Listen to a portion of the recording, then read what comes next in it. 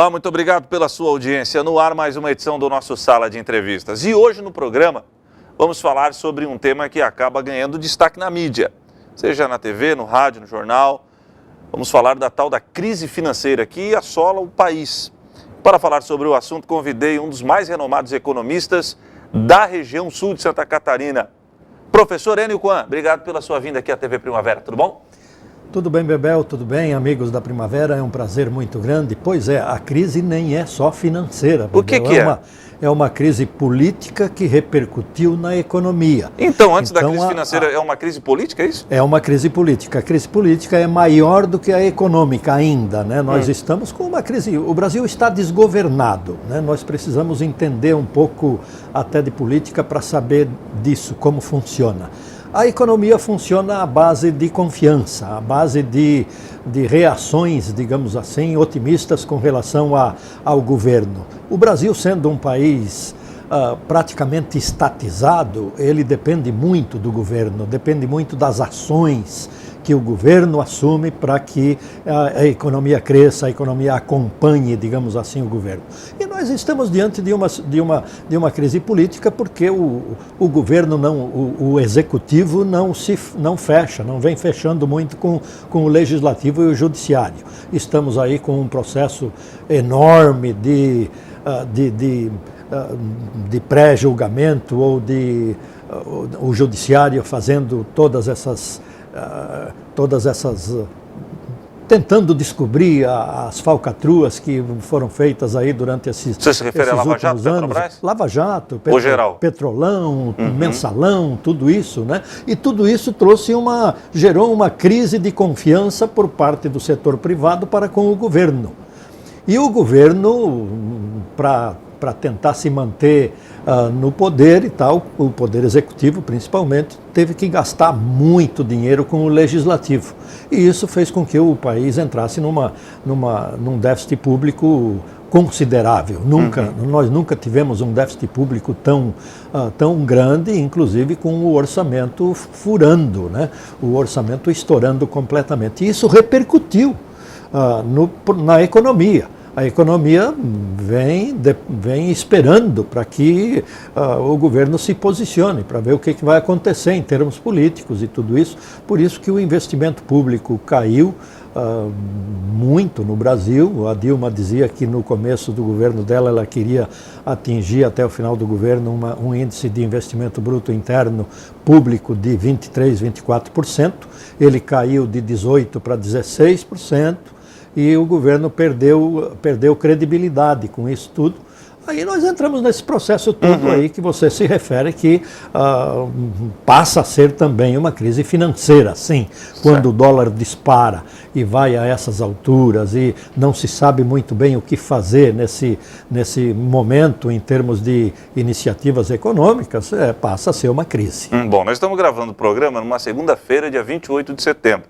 É final da tarde, 5 e pouca da tarde. Até porque o pessoal se situar. Antes de entrarmos para a gravação, fui lá ver quanto é que estava a cotação do dólar. Estava em R$ 4,01. Já chegou a 4,20 e poucos na semana passada. Sim. O que isso reflete lá na mesa da dona de casa que vai na mercearia, vai no supermercado fazer as suas compras? Muito interessante essa pergunta. O dólar é uma moeda hoje que repercute nas economias do mundo inteiro, pelo fato de todas as economias serem globalizadas, né? Aliás, o Brasil é uma nação que já vem com abertura de mercado há muito tempo, trabalhando, digamos assim, tanto com o âmbito interno da economia quanto com o âmbito internacional. Então, isso faz com que a nossa economia seja, de certa forma, dolarizada. De que forma? Pelo fato de nós termos nos supermercados uma grande quantidade de mercadorias que são importadas e, por outro lado, nós temos uma série de mercadorias produzidas no Brasil que são exportadas e uma dependência de emprego muito forte, inclusive, na questão da exportação.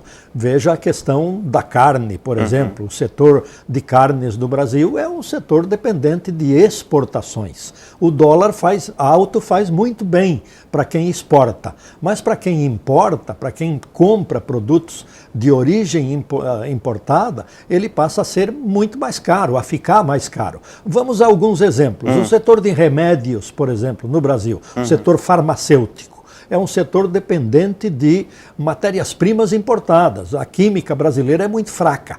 Então nós temos uma farmácia dependente de importações. O remédio vai ficar mais caro.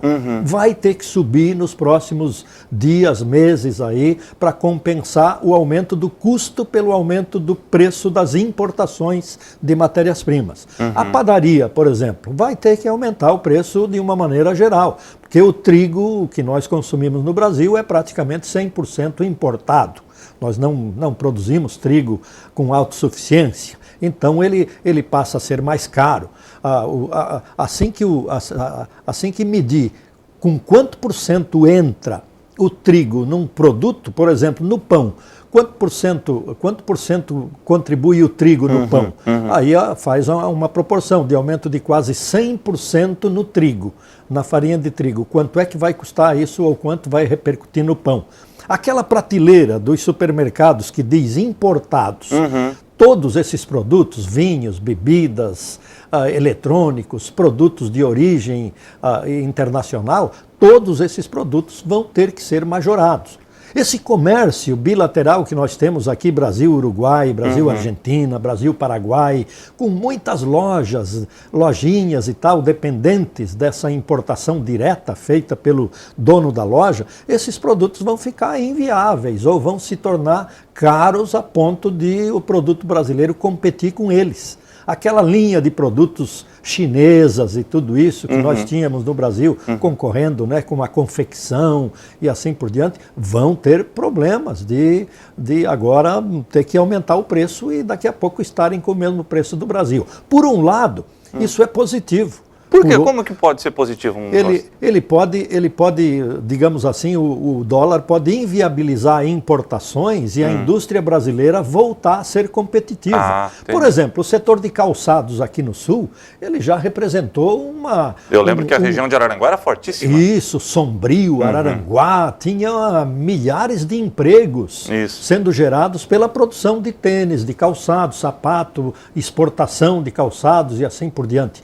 Com a queda do dólar, essas indústrias sumiram tudo. Quebraram? Quebraram, porque o dólar não compensava. Se você exporta $1 e ganha R$2 do Banco Central por cada $1 exportado, e agora passa a ganhar 4, passa a ser viável de novo colocar um tipo de indústria desse. Por outro lado, o produto chinês dobra o preço. Então você passa a ter uma indústria competitiva de novo. Apesar de que o dólar nessas alturas, ele é prejudicial nessa ponta, digamos assim, do consumo. Né? Esses produtos da prateleira do supermercado, se dobrar o preço, vai acusar na inflação do mês seguinte. E aí nós passamos a ter uma economia com processos, digamos assim, de desequilíbrio. Pelo lado da inflação poderá haver um crescimento nos próximos meses e até um descontrole, né? Se todos esses produtos importados e que são obrigatórios no Brasil, como o trigo, por exemplo, importado, não dá para eliminar o trigo, né? Não dá para passar a produzir trigo amanhã no Brasil, não. Não é incompetência do Brasil de não produzir trigo, é falta de condições climáticas, de solo e assim por diante. Então nós não vamos prescindir nunca de trigo importado. O senhor chegou a citar na sua resposta a palavra inflação. A inflação, ela está ligada diretamente à alta do dólar? Alguma coisa sim, não toda. Certo. Nós tivemos aí uma disparada da inflação nesses últimos meses aí, e ela deverá atingir o ápice dessa alta em novembro, dezembro, com 9,5% por aí, e depois vai começar a declinar em função dos preços administrados. O que são preços administrados? Aqueles preços que é o governo que determina. O combustível, a energia, o gás, esses produtos que nós tivemos nos últimos meses, alguns aumentos bastante grandes, né, Bebel? E isso repercutiu na inflação. Então, até não zerar o efeito desses aumentos que nós tivemos de combustível, de contas de energia, de contas de gás, de contas de água, dos preços públicos em geral, até não acabar esse efeito, nós vamos ter uma inflação subindo. Mas o que se calcula é que em novembro, dezembro ela atinge o ápice e depois volta a cair. Volta a cair até porque não se tem hoje informações, digamos assim, de grandes aumentos em outros setores. Certo. Os hortifrutigranjeiros até decresceram o preço, agora nós já temos algumas informações de que os outros produtos agrícolas mais tradicionais também tiveram redução de preços. Então, senhor, a sua previsão é que final do ano o negócio começa a estabilizar. Exatamente, em termos de preço principalmente. E eu penso que até o final do ano nós tenhamos essa crise política também, de certa forma, resolvida, né, Bebel? E aí eu vejo assim, eu tenho dito em todos os locais aí que a gente fala de economia e tudo isso, que até o final do ano o Brasil deverá tomar jeito. Então, esse ano a gente considera um ano perdido, né? Um ano que não tem como escapar de uma inflação alta, de uma recessão, não recessão porque é um ano só, de uma queda no PIB que se calcula aí de até 2,5%, um aumento na taxa de desemprego de 6% para 8,5%. Então, nós tivemos aí um aumento de 300, 400 mil desempregos, digamos assim, no Brasil. Eu calculo que até o final do ano nós atingimos esse fundo do poço aí.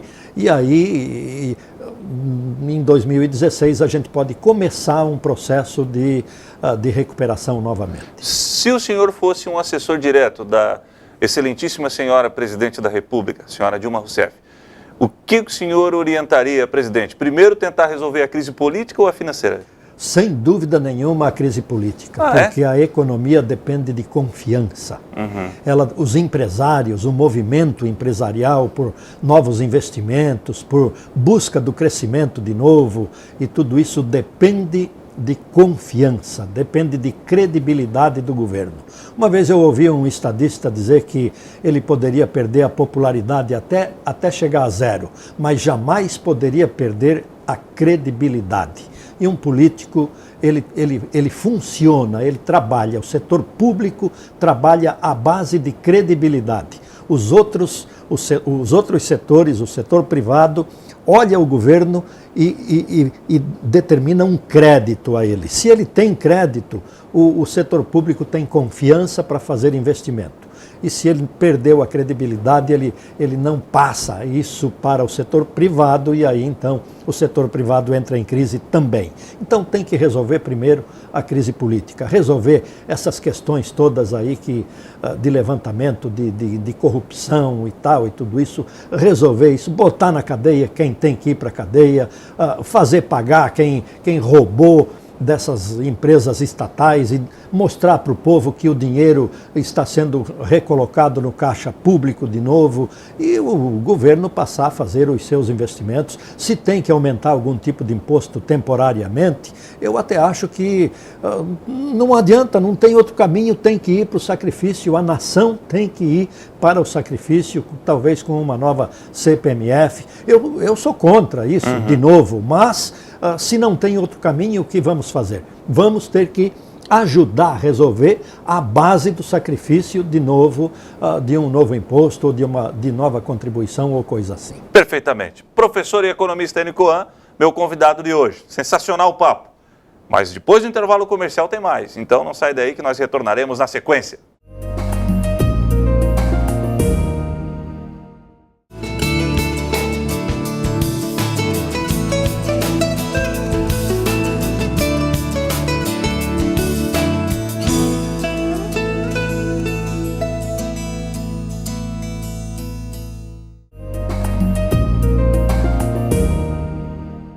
Estamos de volta com Sala de Entrevistas. Meu convidado de hoje, professor e economista Enio Coan.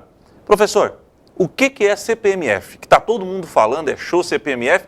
E por que hoje a oposição, que anteriormente era a situação, era favorável à CPMF? E quem é a situação hoje era contrário, mudou. Ou seja, governo, que era oposição antigamente, é a favor. E oposição, que era governo antigamente, é contra. Por quê? Bem, primeiro vamos à questão, o que é CPMF? O país vive no setor público de tributos. A CPMF é um tipo de tributo. Nós temos vários tipos de tributos, os impostos, as taxas e as contribuições. A CPMF é uma contribuição. É chamada assim porque ela pode ser temporária. Pode ser permanente ou pode ser temporária. A CPMF no Brasil se falava, naquela CPMF antiga, que era uma CPMF para 4 anos. Certo. Ela foi instituída e depois virou permanente, mas foi derrubada, né? Essa CPMF que está para ser editada no Brasil de novo, ela pode vir com outro nome, mas como contribuição. Ela não vai deixar de ser uma contribuição. Ela parece-me que tem um prazo de duração de 2 anos ou coisa assim. Para que serve uma contribuição num país? É para um caso de emergência. Um imposto, ele é permanente, faz a receita pública. Agora, uma contribuição emergencial é para um caso de guerra, uma grande epidemia, ou um caso como esse que nós estamos passando, de crise no setor público, de orçamento furado, digamos assim. Não tem de onde buscar e o governo deve. Então ele precisa de uma contribuição temporária, digamos assim. Vai estabelecer um determinado valor aí para estabelecimento de uma arrecadação para cobrir um buraco. Isso é uma contribuição. Agora, por que essa questão da oposição ser uma hora contra, outra hora a favor, o governo contra ou a favor? Todo governo é ávido por cobrança de tributo. Quanto mais ele arrecada, mais ele gasta. Esse é o problema do setor público brasileiro e também mundial. Nós não estamos numa exceção no Brasil. A Grécia faliu há poucos dias aí por causa disso também. E um dos grandes problemas que o mundo tem hoje para resolver é a questão das aposentadorias, a questão previdenciária. Os governos têm quebrado com a previdência, porque o nosso povo está ganhando cada vez mais idade, cada vez mais, morrendo cada vez mais velho. A qualidade de vida vai... Isso, a qualidade de vida vai melhorando, vai aumentando a expectativa de vida. E isso tem contribuído com as falências das previdências. O Brasil tem um déficit previdenciário, Bebel, de 4,5 bilhões por mês. Isso é incalculável. Isso dá mais de 50 bilhões por ano. Quando a Previdência não arrecada o suficiente, o que o governo faz? Para não deixar atrasar a aposentadoria, ele pega dinheiro do Tesouro, que é o dinheiro dos impostos, das taxas, das contribuições, e joga para a Previdência. E falta lá do outro lado, falta lá para pagar os investimentos, a duplicação da rodovia, a ponte, o aeroporto, o porto e assim por diante. Quer dizer, o governo deixa de investir para fazer pagamento dos aposentados em dia. E isso prejudica a economia privada, porque a economia privada, não tendo infraestrutura, não tendo estrada, portos, aeroportos, ela começa a culpar o governo pelo não crescimento do país. E de fato é uma verdade, o país não cresce quando falta infraestrutura, quando o governo é fraco.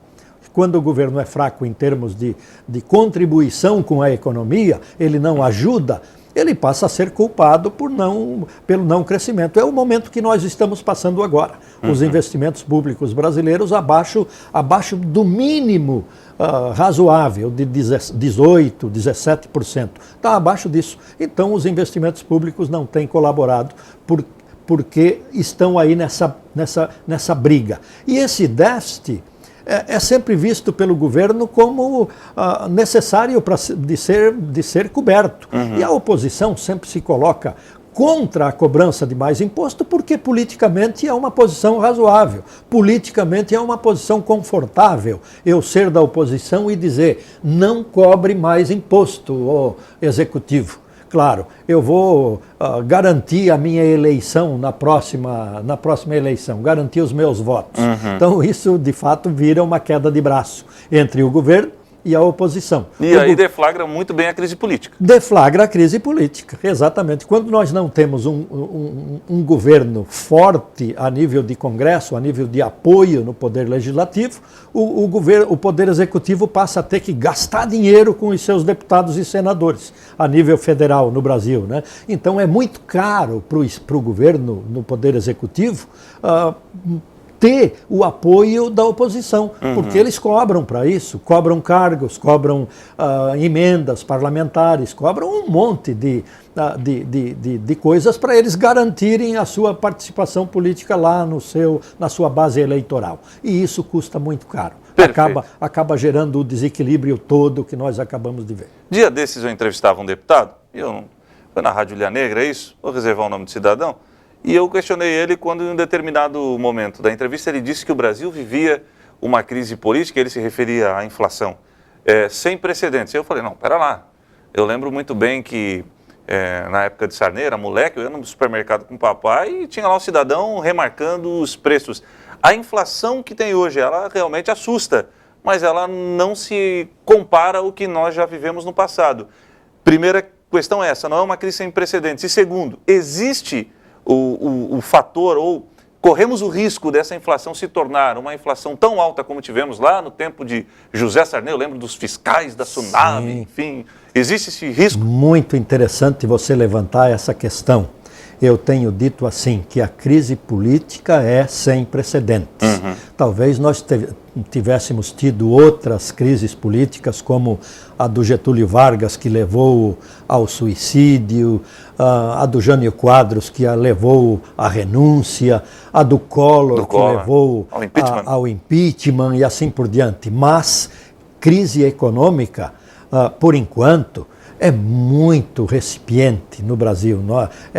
Por isso que eu digo que, por enquanto, nós temos uma crise política e não uma crise econômica profunda ainda. Então, Bebel, a nossa inflação ainda está sob controle, o próprio dólar vai voltar, tanto é que você mesmo comentou na abertura do programa que ele já esteve a 4,24, já veio para 3, quer dizer, enquanto está nesse sobe e desce, é instabilidade, momento de instabilidade, mas na hora que as outras variáveis, tipo crise política, governo, vamos ver o que fazer com essas medidas de ataque ao déficit público e coisa assim, tudo isso for para o eixo, o dólar começa a recuar. Ele começa a baixar e vai buscar um patamar, digamos assim, de equilíbrio. Não sei exatamente aonde, mas tomara que seja num ponto em que seja bom para exportar e bom para importar, que seja de fato um dólar de equilíbrio.